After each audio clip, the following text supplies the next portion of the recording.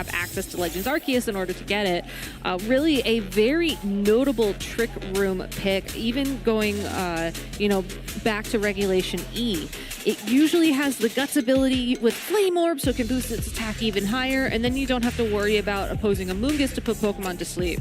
That being said, how did you not mention the Galarian Zapdos that is rounding out this team? As if you want to talk about a fast Pokemon that probably shouldn't be near Trick Room, Galarian Zapdos is honestly it. Yeah, well, this is not something that we're unused to. This is not true. On Trick Room teams. Sometimes you'd see like the really early versions of this were the Choice Scarf Annihilate with Final Gambit. The Zapdos, the Galarian form of Zapdos does still have U-turn for that Choice Scarf, so is able to, the way this typically plays is just like, oh, there's an immediate threat. Are they going to Brave Bird me for massive damage? Are they going to close combat me for massive damage? Or are they just going to U-turn out and, oh no, I have Trick Room in my face, and now Ursaluna comes out for free, and it gets the Guts boost from Flame Orb, and then it just starts earthquaking my team. Yeah, there's a lot of options here, and I think the Choice Band Urshifu also sort of plays into that strategy, where if you do want to come out without your Trick Room mode, you just go in with the most powerful Pokemon you have. You also have that Tornadus Incarnate as well to provide Tailwind or Icy Wind support, and depending on how these Pokemon are trained, it's honestly even possible that you could get away with a couple of Icy Winds, maybe a Bleak Wind Storm Drop if you want to go that route, and then your Ursaluna or your Iron Crown doesn't necessarily have to worry about its speed. So Aaron just giving himself the most options possible coming into this, and you have to have experience to do that. And playing the video game since Red and Blue, me too, Aaron, makes me wonder if he actually made it to one of the mall tours where you could compete and win a Mew, because if there are regrets that past Gabby has, it's not entering those tournaments. They were really fun. They were really fun. I was nowhere near as competitive when I was a literal child as I am now. But real quick, another couple things to shout out about Aaron's team with that Calm Mind on Iron Crown. We got to keep an eye out on that.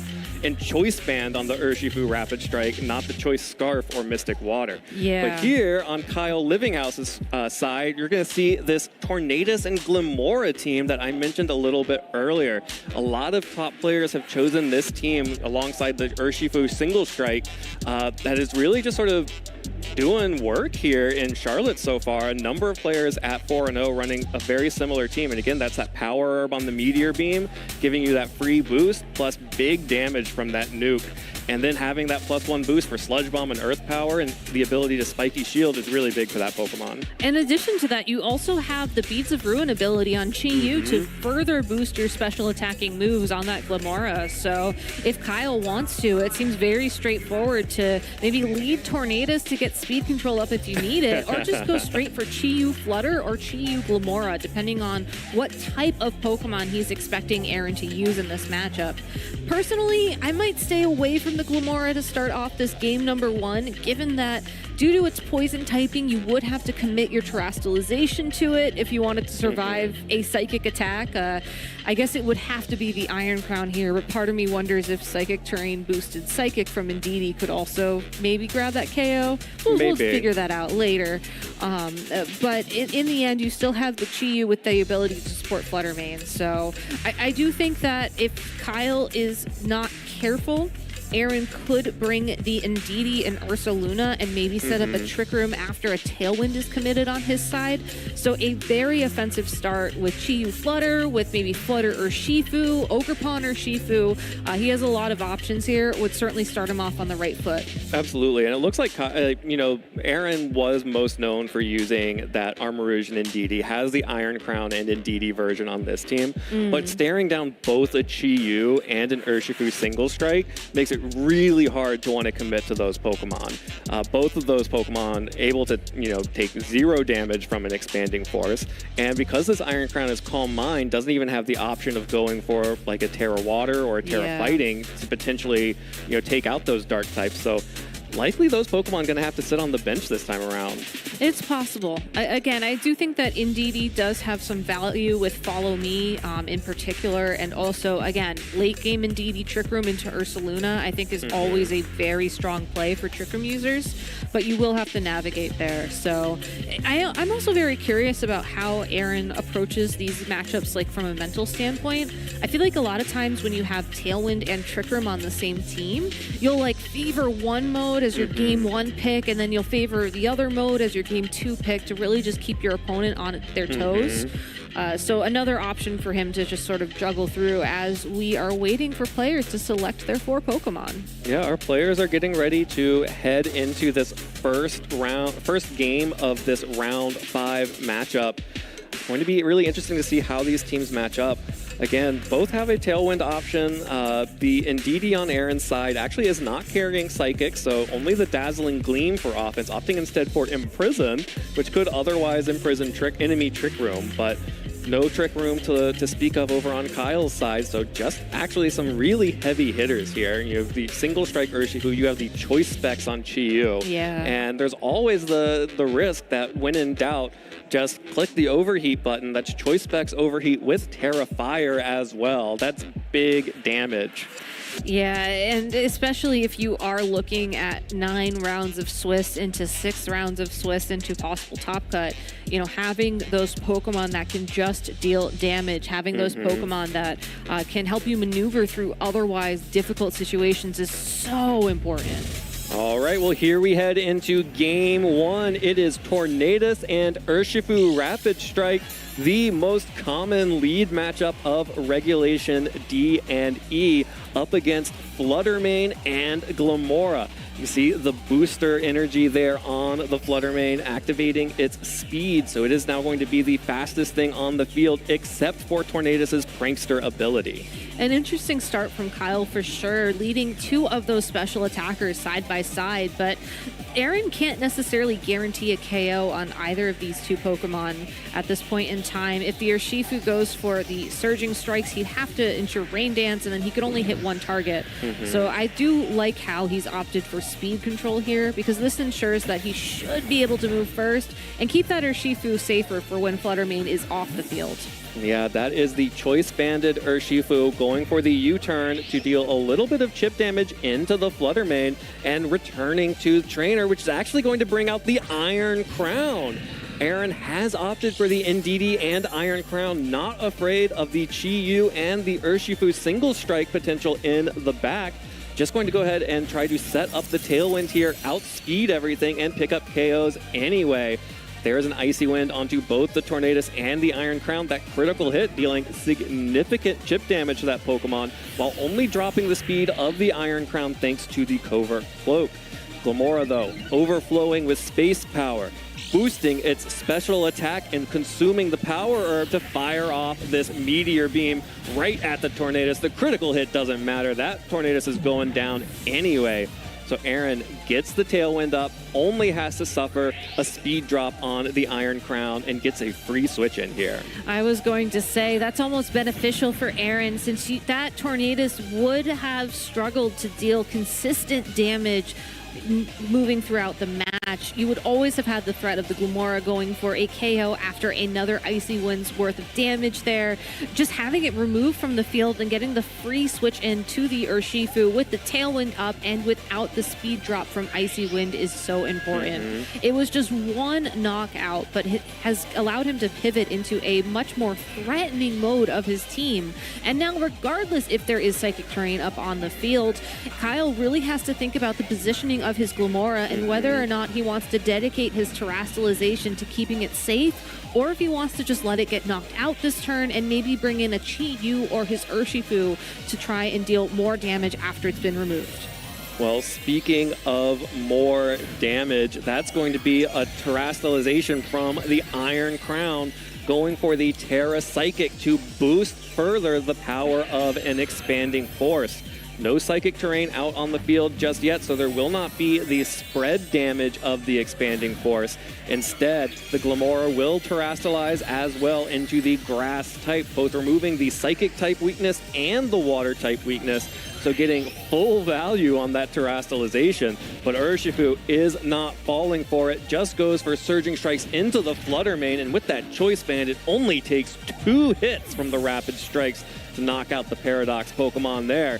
And here comes the Expanding Force, from this Iron Crown.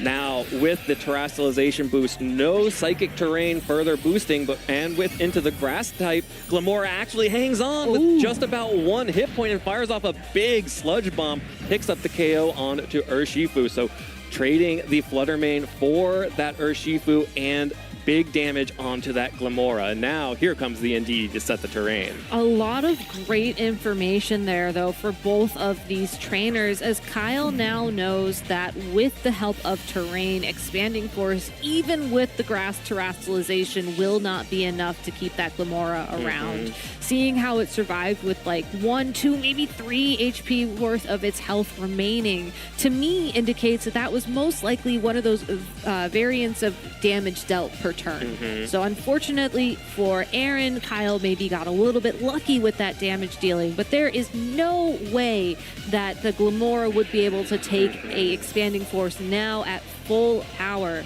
That being said, though, Aaron is in a bit of a tough spot here, as you can just go for the Expanding Force, but the Tornadus should be able to set up its own speed control for Kyle, and it's possible that he could even just start dealing damage so that whenever his next Pokemon comes in, that Iron Crown is already within knockout range. All right, Kyle's going to set up his own Tailwind now to get that Glamora above the Iron Crown after that.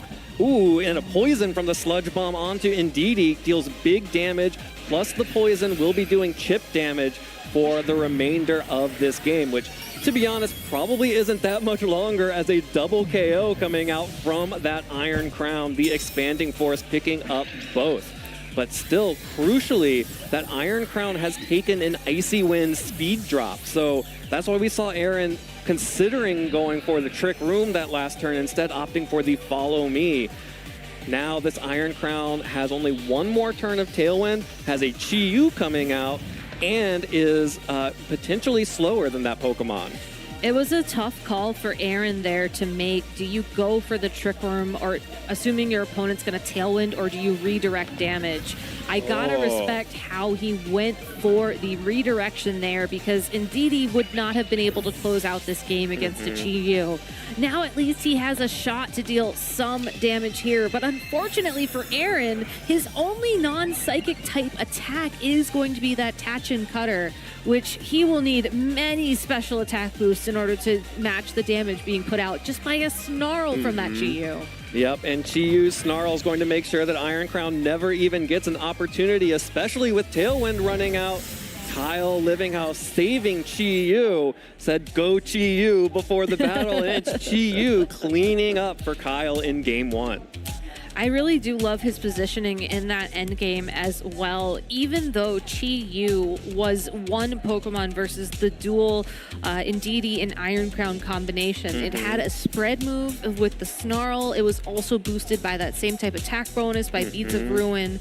He was very confident that even if he was at a number disadvantage, that Chi-Yu would still have the damage advantage. And I think that endgame for him was just very solid, even though it may have looked like he was on the back foot. Absolutely, and this is why Chi-Yu is looking really good right now. Yeah. If there is a world where Expanding Force teams are expected to be a major part of the meta, then Chi-Yu is a perfect counter to it. Of course, the Dark typing being immune to Expanding Force. Even when it was Armor Rouge, Chi-Yu resisted the Heat Wave too. So really difficult to deal with it. And the Snarl just keeping you from actually being able to get that massive damage off over and over again. It looked like Aaron was going to be able to position pretty well for the turns of Tailwind against the Glamora and the Fluttermane, but really critically, that Fluttermane got off that Icy Wind to drop the speed of that Iron Crown, which became a huge component of the end game. I also really like how Aaron approached the Fluttermane matchup in this game, even though it didn't necessarily work out for him. Being able to get a little bit of chip damage onto the Fluttermane thanks to the U-turn in case Sun was set up later to ensure the KO from Rapid Strike, I think was just very smart positioning long term. Unfortunately, though, losing your own Urshifu in that situation, and then just, again, this endgame against Chi-Yu against Psyspam was just not necessarily the best matchup. And going into game number 2, I think one of the biggest adjustments he has to consider here is Chi-Yu is a pretty safe pick into almost all of these Pokemon, barring the Urshifu, but Kyle has shown he can handle that one Pokemon. If you are assuming that your opponent's going to bring Chi-Yu, I don't think you can bring the Iron Crown. Maybe still bring the Indeedee if you want to have the Follow Me redirection support, but overall, that mode is just checked by a single Pokemon. That's going to be a good pick regardless. Yeah, I think that's correct. The Iron Crown just not putting off enough pressure with only the Tachyon Cutter and the Expanding Force. So your other options then are Ursaluna and Zapdos. Ursaluna commits you to Trick Room, and the Zapdos is Choice Scarfed and does have the ability to go for close combat or Thunderous Kick for super effective damage against the Chi-Yu, but can be really difficult to maneuver, and you really want to be getting Defiant boosts on that Pokemon, and there are no Intimidate Pokemon on Kyle's side. Yeah, in Ursaluna's favor, at least, I think if you set up Tailwind and got a few Icy Wind speed drops, I do think it would be able to outspeed as if Trick Room was set up. But that is just a lot to commit to a single Pokemon, and given how much damage Kyle is showing in this matchup, I don't think he has the time to rely on that kind of strategy. Well, it's going to be switch-ups from both players as Chi-Yu and Ogerpon are led by Kyle up against Tornadus and that Zapdos. So Aaron has brought the Zapdos here this time around, facing down Chi-Yu and Ogerpon. Actually, a relatively good matchup for that Zapdos. Yeah, it can hit it super effectively with either of those fighting type moves, Thunderous Kick or Close Combat, or you can go straight for a Brave Bird into the Ogerpon. And if you're unsure if that'll do enough damage, you could also throw Bleak Wind Storm into the mix as well. So I think Kyle does have a tough choice to make here. Does he think that he should follow me, go for that redirection, let Chi-Yu start doing what it wants to do best? Or does he just go on the defensive with that Pokemon? And because of that, I think Aaron can very confidently lock in a KO this turn. Well, that's a follow me from the Ogerpon as Aaron takes this opportunity to set up Tailwind. Just trying to get that speed control off as a huge Brave Bird picks up a one-hit KO on that Ogerpon.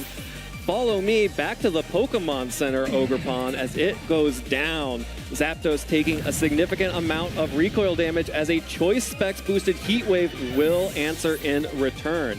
So again, big trades on turn one, but now we have Tailwind up for Aaron, and out comes that Choice Band Urshifu again.